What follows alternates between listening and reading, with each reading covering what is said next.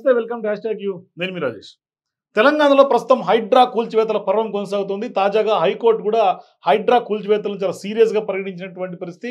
ఒక రకంగా చెప్పాలంటే తెలంగాణ ప్రభుత్వం హైడ్రా ఏర్పాటు చేసి కూల్చివేతలే ఎజెండాగా ముందుకెళ్తున్నటువంటి తరుణంలో ఖచ్చితంగా హైకోర్టు మొట్టికాయలు వేసింది హైడ్రాకి అని స్పష్టంగా చెప్పొచ్చు.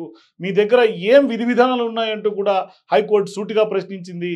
అంటే ఎంఆర్ఓ చెప్తేనో ఇంకెవరో చెప్తేనో ఖచ్చితంగా కూల్చేస్తారా, చార్మినార్ని కానీ హైకోర్టును కూడా కూల్చేస్తారా అంటూ కూడా మాట్లాడినటువంటి నేపథ్యంలో ఇక కమిషనర్ రంగనాథ్కి నోట్లో మాట రానటువంటి పరిస్థితిలో ప్రశ్నల వర్షం స్పష్టంగా హైకోర్టు కురిపించింది. సో ఇప్పుడు హైడ్రా ఇవాళ నీరుగారుతోంది. ఉద్దేశం మంచిదైనప్పటికీ అమలవుతున్నటువంటి తీరు విధి విధానాలు లేకపోవటం ఇది ఖచ్చితంగా ప్రజల్లో అనేక విమర్శల పాలవుతోంది. మరి రేవంత్ ప్రభుత్వం అత్యంత ప్రతిష్టాత్మకంగా చేపట్టి 6 గ్యారెంటీల అమల్లో కొంత ముందుకు కదులుతున్నటువంటి ప్రభుత్వానికి ఒక ప్రతిబంధకంగా హైడ్రా మారింది.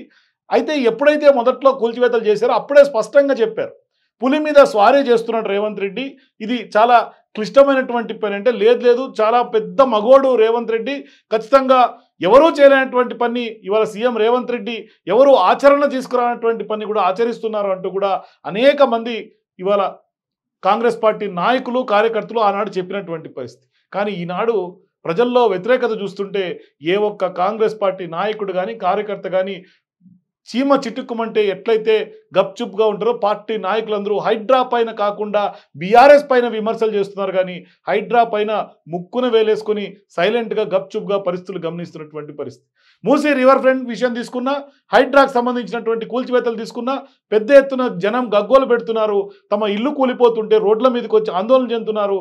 తప్పొకరిది శిక్ష ఒకరిలాగా ఎట్లా ఈ ప్రభుత్వం బిహేవ్ చేస్తుందంటూ కూడా పూర్తి స్థాయిలో ప్రజలందరూ ఈ ప్రభుత్వాన్ని బండబూతులు తిడుతున్నటువంటి పరిస్థితి. సోషల్ మీడియా వేదిక ద్వారా అనేక వీడియోలు ఇవాళ వైరల్ అవుతున్నటువంటి పరిస్థితి. చూడ్డానికి చెప్పడానికి కూడా వీలు కాలనటువంటి వీడియోలు, రేవంత్ రెడ్డి సీఎంను పూర్తి స్థాయిలో బూతులు తిడుతున్నటువంటి వీడియోలు కూడా ఇవాళ చక్కర్లు కొడుతున్నటువంటి పరిస్థితి.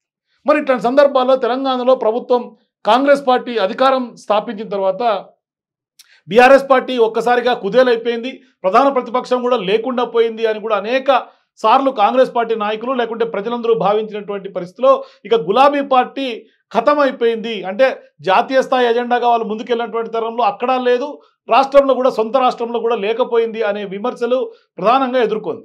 కానీ ఒక్కసారిగా ఇవాళ హైడ్రా పేరుతో ఏదైతే రేవంత్ రెడ్డి తెర మీద తీసుకొచ్చాడో అది ప్రతిపక్షాలకు ఒక అస్త్రంగా మారింది. ఓవైపు బీజేపీ ఉవ్వెత్తున ఎగిసిపడుతోంది, మరోవైపు బీఆర్ఎస్ పార్టీ ఉద్యమ పార్టీగా ఇవాళ సెంటిమెంట్లు రంగరించుకొని మరీ ఇవాళ ఉవ్వెత్తున ఎగిసిపడుతోంది. తెలంగాణ ప్రజానికం కూడా కేసీఆర్, కేటీఆర్, హరీష్ రావు ఎక్కడున్నారు, మాకు మద్దతుగా నిలవండి అంటూ కూడా ప్రజలే ఇవాళ వాళ్ళని ఇన్విటేషన్లు ఇచ్చి మరీ పిలుస్తున్నటువంటి పరిస్థితి. మరి వాస్తవానికి ఇవాళ తెలంగాణలో హైడ్రా కూల్చివేతలు విపక్షాలకు ఒక ఊతంలా దొరికాయి. అంటే మొన్నటిదాకా ఏమీ మాట్లాడనటువంటి టాపిక్ లేనటువంటి వాళ్ళకి రేవంత్ రెడ్డి స్వయంగా హైడ్రా ద్వారా కొంత ఊతాన్ని ఆయనే క్రియేట్ చేశాడు. అంటే పూర్తిగా నైరాస్యంలో ఉన్నటువంటి విపక్ష పార్టీలకు హైడ్రా కూల్చివేతలు కలిసి వచ్చాయనే ప్రచారం సోషల్ మీడియాలో బాగా నడుస్తుంది. మరి నిజానికి నగరానికి చెందినటువంటి ఎమ్మెల్యేలు కూడా హైడ్రా కూల్చివేతలపైన కొంత విముఖత చూపుతున్నటువంటి విషయంలో స్పష్టంగా కనిపిస్తుంది. అనేక విమర్శలు కూడా వినిపిస్తున్నాయి. కానీ ఒక మంచి చేసేటప్పుడు ఇలాంటి విమర్శలు, ఆరోపణలు సహజమే అనే కొంతమంది మాటలు కూడా లేకపోలేదు. ఎందుకంటే ఒక సదుద్దేశంతో చేసే పనికి ఆటంకాలు కూడా అదే మాదిరిగా వస్తుంటాయని కూడా చాలామంది చెప్తుంటారు. ఇక చాలామంది మీడియా సోదరులు కానీ సోషల్ మీడియాలో కూడా రేవంత్కు వ్యతిరేకంగా కథనాలు తీవ్ర స్థాయిలో వినిపిస్తున్నాయి. ఇవాళ రేవంత్ ప్రభుత్వం ఉక్కిరి బిక్కిరి అవుతున్నటువంటి పరిస్థితి. అంటే హైదరాబాద్ నగరంలో గత ఎన్నికల్లో కాంగ్రెస్కు ఒక్క ఎమ్మెల్యే కూడా గెలవలేదు. అందుకే కక్ష సాధింపు చర్యల్లో భాగంగానే ప్రజల్ని ఇబ్బంది పెట్టేందుకే కూల్చివేతలకు శ్రీకారం చుట్టింది అనేది కూడా ఇవాళ సోషల్ మీడియాలో అనేక పోస్టులు, అనేక కామెంట్లు నెటిజన్స్ పోస్ట్ చేస్తున్నారు. మరోవైపు బీఆర్ఎస్ పార్టీ నాయకులు ఆయా మూసీ పరివాహక ప్రాంతాల్లో పర్యటిస్తుంటే ప్రజలందరూ అదే మాట చెప్తున్నటువంటి పరిస్థితి. నిజానికి గ్రేటర్ హైదరాబాద్ మున్సిపల్ ఎన్నికలు జరగాల్సి ఉంది వచ్చే ఏడాది. నిజంగా రాజకీయ కోణంలో ఆలోచించి వారైతే రేవంత్ ఆ పని చేయరన్నది కూడా అంతే వాస్తవం. ఎందుకంటే ఎక్కువ మంది ప్రజలు తమ ఇళ్లను కూల్చేస్తే కాంగ్రెస్కు వ్యతిరేకంగా ఓటు వేసే అవకాశం ఉందనేది ఆయనకు తెలియంది కూడా కాదు. కానీ రేవంత్ రెడ్డి మాత్రం అవేమీ పట్టించుకోకుండా మూసీ నది ప్రక్షాళనతో పాటుగా సుందరీకరణకు కూడా నడుం బిగించారు. చెరువులను, నాలాలను, కుంటలను ఆక్రమిస్తే నష్టపోయేది ఎవరు? ప్రజలు కాదా? వరదలు వచ్చినప్పుడు సంపాదించుకున్నటువంటి కూడబెట్టుకుంది కొద్దిపాటి వస్తువులు కూడా వరదల దాటి కోల్పోవాల్సి వస్తుంది అనేది కూడా అనేక సార్లు రుజువైంది అనేది కూడా రేవంత్ రెడ్డి చెప్తున్నటువంటి మాట. మరి ప్రజలు ఇబ్బంది పడకూడదనే భవిష్యత్తులో కోట్లాది మంది హైదరాబాదీలను రక్షించడానికి ఇలాంటి ఆక్రమణలు తొలగిస్తున్నామని చెప్తున్నప్పటికీ ఆక్రమణదారుల చెవిలికి మాత్రం ఎక్కడం లేదనేది విమర్శ కూడా ఉంది. అంటే వాస్తవానికి ఇక్కడ రేవంత్ రెడ్డి చర్యలు ఆక్రమణదారుల మీద తీసుకుని ఉంటే పెద్దగా ఎవరు బాధపడి ఉండేవాళ్ళు కదా. ఎందుకంటే ఇవాళ బాధితులందరూ కూడా సామాన్యులు మిగులుతుండడంతో ఇవాళ విమర్శ రేవంత్ రెడ్డి ప్రభుత్వం ఎదుర్కోవాల్సి వస్తుంది. సో ఇట్లాంటి సందర్భాల్లో ప్రజా వ్యతిరేకత పెరుగుతున్నటువంటి నేపథ్యంలో ఖచ్చితంగా ఈ కూల్చివేతలు రాజకీయ రంగు పులుముకుంది. తెలంగాణలో ప్రభుత్వం కూడా ఏం చేయాలో అర్థం కానటువంటి పరిస్థితులకి నెట్టబడింది. నిజానికి రాజకీయ పార్టీలు హైదరాబాద్ బాగు కోరుకునే వారు ఎవరైనా ఈ ప్రతిపాదనలు అంగీకరించాలి. కానీ అమలు చేస్తున్నటువంటి తీరుని అందరూ ఆక్షేపించి విమర్శిస్తున్నటువంటి పరిస్థితి. కానీ అలా చేయడం లేదు. ఇక ఇప్పటి వరకు హైదరాబాద్ నగరానికి చెందినటువంటి ఎమ్మెల్యేలు కూడా కూల్చివేతల దెబ్బకు బీఆర్ఎస్ నుంచి వచ్చేందుకు ఇష్టపడడం లేదనే వార్తలు కూడా ఇవాళ కాంగ్రెస్ నేతల్ని కొంత వణికిస్తున్నాయి. మొన్నటి వరకు బీఆర్ఎస్ నుంచి కాంగ్రెస్ పార్టీ క్యూ కట్టినటువంటి ఎమ్మెల్యేలు కూడా ఇప్పుడు పునరాలోచనలో పడినట్టుగా తెలుస్తోంది. సో ఇట్లాంటి సందర్భాల్లో శ్రీధర్ బాబు కానీ పొన్నం ప్రభాకర్ రియాక్ట్ అయ్యారు. అయినప్పటికీ కూడా పెద్దగా ప్రజల నుంచి స్పందన కరువైంది.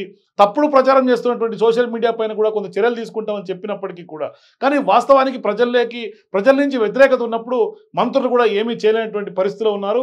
ఇక పెద్ద ఎత్తున హైడ్రా పైన ఇవాళ వ్యతిరేకత వస్తుంది. మరోవైపు ఖచ్చితంగా మూసీ పరివాహక ప్రాంతాల్లో కూడా డబుల్ బెడ్రూమ్ ఇల్లు కేటాయిస్తామని గతంలో బీఆర్ఎస్ గౌరవెల్లి కానీ మల్లన్న సాగర్ ప్రాజెక్టుకు సంబంధించినటువంటి బాధితులపైన అంశాలను తెర మీద తీసుకొస్తున్న ప్రజలు దాన్ని పూర్తి స్థాయిలో తిప్పికొడుతున్నారని నమ్మనటువంటి పరిస్థితిలో ఉన్నారు. అంటే ప్రజలను బీఆర్ఎస్ నేతలు రెచ్చగొడుతున్నారని ఇటువంటి పనులు మానుకోవాలని మంత్రులు హితవు పలుకుతున్నప్పటికీ కూడా బీఆర్ఎస్ పార్టీనే అందిపుచ్చుకున్న అవకాశాన్ని కానీ ప్రజల్లో వ్యతిరేకత క్రియేట్ అవుతుంది మాత్రం ఖచ్చితంగా చెప్పక తప్పదు. ఇట్లాంటి సందర్భాల్లో బీఆర్ఎస్ కానీ బీజేపీకి కానీ ఒక హైడ్రా ఒక వరంలాగా అవకాశంలాగా ఒక అందిపుచ్చుకున్నటువంటి అవకాశంలాగా ఆ రెండు పార్టీలు ఇవాళ చెలరేగుతున్నాయి. రేవంత్ ప్రభుత్వం మాత్రం ఇరకాటంలో పడుతోంది. రోజు రోజుకి సమస్య ముదురుతోంది కానీ సమస్యకు పులి స్టాప్ పెట్టే పరిస్థితి కానీ ఎక్కడ పులి స్టాప్ పెట్టాలో తెలియనటువంటి పరిస్థితులు ఇవాళ ప్రభుత్వం ఉక్కిరి బిక్కిరి అవుతున్నటువంటి పరిస్థితి. తాజాగా హైకోర్టు చేసినటువంటి వ్యాఖ్యలతో ప్రజల్లో హైడ్రా పైన మరింత వ్యతిరేకత పెరిగినటువంటి పరిస్థితి. ఎందుకంటే స్వయంగా జడ్జే ప్రతి పాయింట్ దగ్గర కూడా మీరు ఇర్రెగ్యులర్గా ఇల్లీగల్గా పోతున్నారు, ఈ తీరు ఈ విధంగా కొనసాగితే GOMS 99 మీద కూడా స్టే ఇవ్వాల్సి వస్తుందంటూ కూడా చేసినటువంటి వ్యాఖ్యల పట్ల ప్రజలందరూ చర్చించుకుంటున్నారు. మరి ఏ ఉద్దేశంతో హైడ్రా కూల్చివేతలు చేశారనేది మాత్రం ఖచ్చితంగా రేవంత్ ప్రభుత్వం ఇవాళ స్పష్టత ఇవ్వాల్సినటువంటి అవసరం ఉంది. పలుసార్లు అనేక సందర్భాల్లో చెరువులు కుంటలు పరిరక్షణే లక్ష్యంగా మేము చేస్తున్నామని చెప్పినప్పటికీ రేవంత్ రెడ్డి కోర్టుల్లో మీరు స్టే తెచ్చుకున్నా మేము వెకేట్ చేయిస్తాం అని కక్షపూరితంగా మాట్లాడినటువంటి వ్యాఖ్యల పట్ల కూడా ప్రజలందరూ ఇవాళ గగ్గోలు పెడుతున్నటువంటి పరిస్థితి కనిపిస్తుంది. అంటే ప్రజలు ఓట్లేసి గెలిపించుకుంది కక్ష సాధించుకోవడానిక అని కూడా చాలామంది మాట్లాడుతున్నటువంటి పరిస్థితులు కూడా స్పష్టంగా కనిపిస్తుంది. మీరు కూడా హైడ్రా తీరు పట్ల అది మరోవైపు బీఆర్ఎస్ బీజేపీకి ఒక అవకాశంగా హైడ్రా మారిందా అనే అభిప్రాయానికి మీ అభిప్రాయాలు కామెంట్ రూపంలో తెలియజేయండి. For more videos please watch #.